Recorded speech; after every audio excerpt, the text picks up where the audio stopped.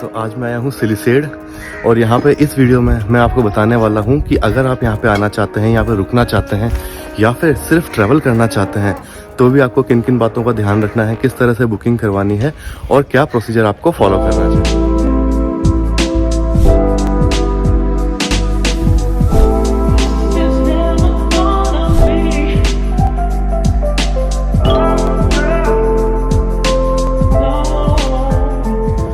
अगर आप यहाँ सिर्फ विजिट करना चाहते हैं और रुकना नहीं चाहते तो भी आप यहाँ पर आ सकते हैं। एंट्री है यहाँ पर 100 रुपीज़ की, जिसके अंदर आपको एक पानी की बोतल और एक कप कॉफ़ी वगैरह कुछ मिल जाता है।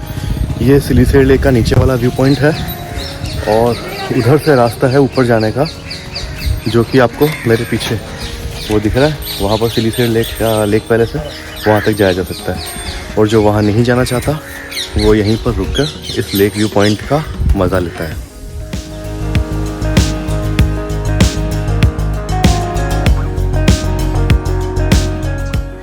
और आप अगर इस होटल में रुकने का प्लान कर रहे हैं तो ये RTDC का होटल है, मतलब सरकारी होटल है। आप यहाँ पर उनकी वेबसाइट पर जाके बुकिंग करा सकते हैं। ये उनकी वेबसाइट है, इस वेबसाइट पर आप जाइए, सिलिसेड सेलेक्ट कीजिए और इस होटल को, जो कि सिलिसेड लेक पैलेस के नाम से वहाँ पर लिस्टेड है, इसकी आप बुकिंग कर सकते हैं। इसकी प्राइस रेंज 2500 से लेकर 5-7 हज़ार तक है, लेकिन डिपेंड करता है कि कौन सा सीज़न चल रहा है और आप कितने लोगों को जहाँ रुकना चाहते हो।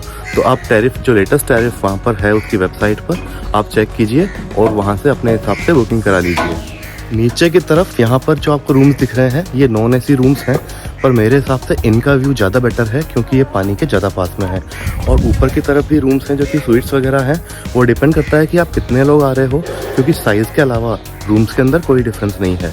और अगर आप गर्मियों में आते हैं तो आप AC रूम्स लीजिए, क्योंकि गर्मियों के अलावा यहाँ पे आपको AC की ज़रूरत नहीं पड़ेगी, क्योंकि यहाँ पे पास में ही लेक है, इसलिए काफ़ी ठंड रहती है।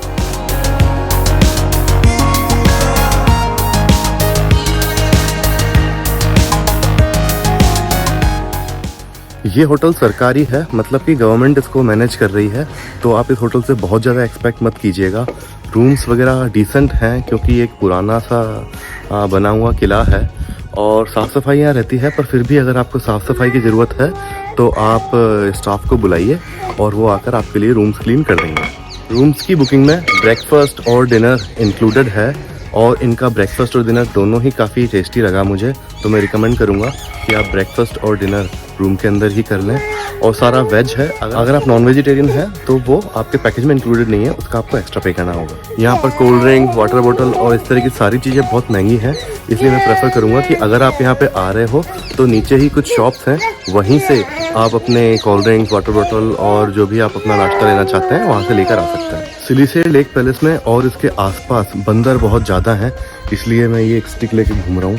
ज़रूरी नहीं पड़ती है स्टिक को, पर स्टिक हाथ में रहती है तो बंदर आपके पास नहीं आते। यहाँ इस लेक में आप बोटिंग भी कर सकते हैं। नीचे की तरफ देखिए, वहाँ पे एक प्लेटफॉर्म बना हुआ है, वहाँ से बोट्स हैं जो कि आपको बोटिंग के लिए ले जाती हैं। लगभग 600 रुपये पर हेड और 2 लोग हैं तो 800 रुपये के आसपास से किराया लगता है और उसके अकॉर्डिंग वो चार्ज करते हैं। 15 मिनट में बोट से आपको इस लेक का राउंड करवाएं। स्वस्था हमारी बोटिंग करने जा रही है। बाय करो स्वस्था।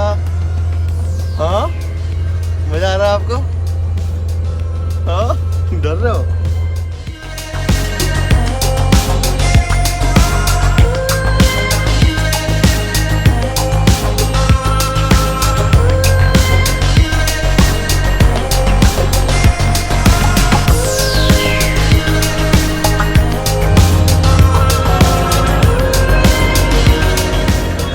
यहाँ से अर्ली मॉर्निंग उठ के आप काफ़ी अच्छा सनराइज़ देख सकते हैं और वो जो रास्ता है उस रास्ते से यहाँ पर की एंट्री है। सुबह सुबह यहाँ बैठकर चाय पीने का और व्यू देखने का अलग ही मज़ा है।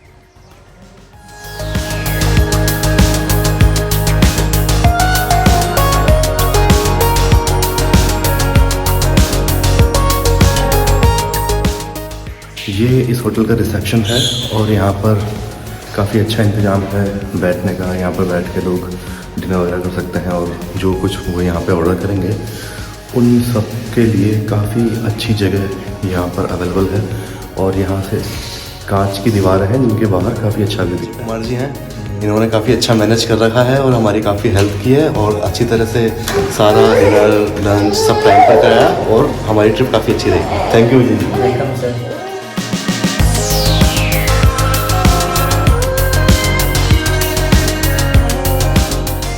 कुछ चीज़ें जो आपको ध्यान रखनी है, उनमें से पहली बात ये है कि यहाँ पर नेटवर्क नहीं आता है।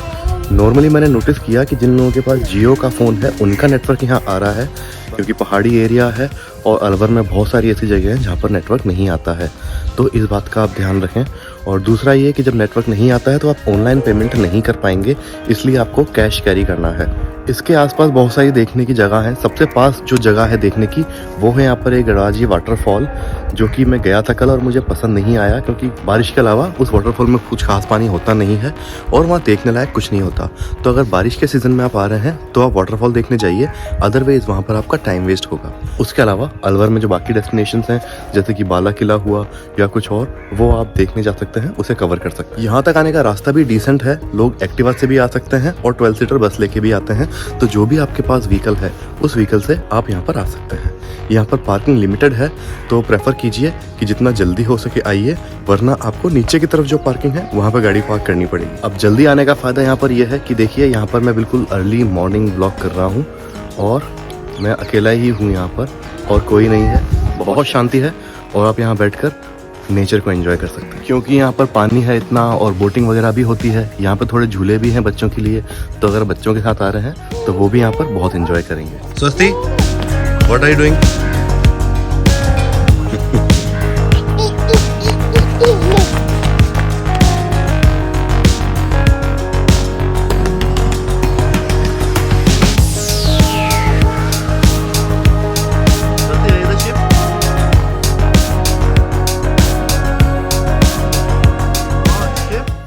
सारी मूवीज़ की शूटिंग हुई है और वहाँ बीच में जो टापू है वहाँ पर उस सॉन्ग की शूटिंग हुई थी, एक मुंडा मेरी उम्र का, ऐसा करके जो सॉन्ग था। अगर आपको क्राउड चाहिए, थोड़ी चहलकदमी चाहिए यहाँ पर, तो आप यहाँ पर सैटरडे को रुकिए, ताकि सैटरडे इवनिंग और संडे मॉर्निंग एंड आफ्टरनून आप काफ़ी कवर कर सकेंगे।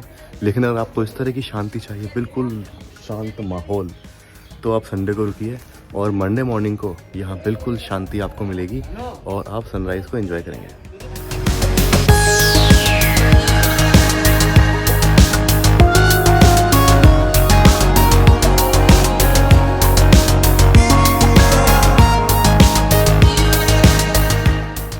पार्किंग है यहाँ पर, बहुत सारे बंदर हैं इधर, तो अगर आप गाड़ी खड़ी कर रहे हैं तो उसमें खाने का कोई सामान मत छोड़िएगा, वरना इस तरह से बैंड बजा देंगे वो आपकी। बंदरों ने क्या हालत की है, जबकि मेरी कार में कुछ खाने का सामान भी नहीं था।